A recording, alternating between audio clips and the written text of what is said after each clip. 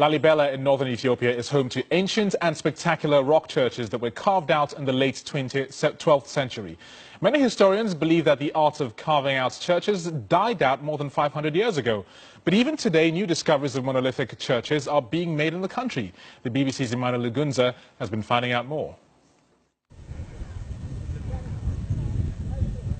This is the Church of St. George, or better Georgis as it's known, one of Ethiopia's most iconic treasures, an architectural marvel. It's one of 11 monolithic churches that were carved out of rock in the 12th century in a place that was the focal point of Ethiopian Christianity.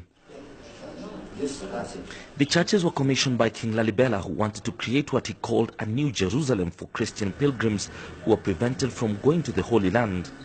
To this day, it is a place of pilgrimage and devotion. Well, across northern Ethiopia, you'll find hundreds of rock-hewn churches.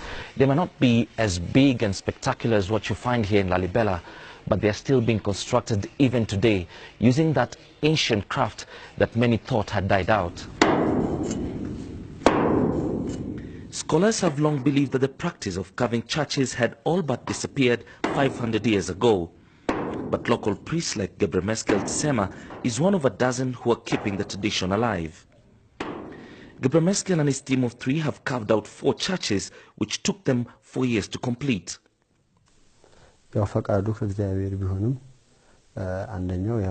This is God's will, the work of the Holy Spirit. We have never seen any plans or any references for these designs. We just started our job and the Holy Spirit guided us. And you can see the result is this. Both local and international historians from the US and the UK have now embarked on an ambitious project of documenting the craft. So far, the team has uncovered 20 modern churches across the country.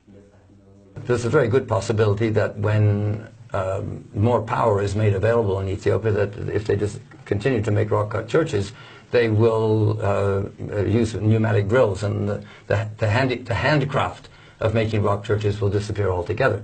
So what we've been doing is going from one new site to another, interviewing the individuals, the craftsmen involved, in order to try and obtain their personal knowledge as to how they did the job. Lalibela continues to serve as a pilgrimage site and can continue to do so for generations to come if the traditions are being kept alive.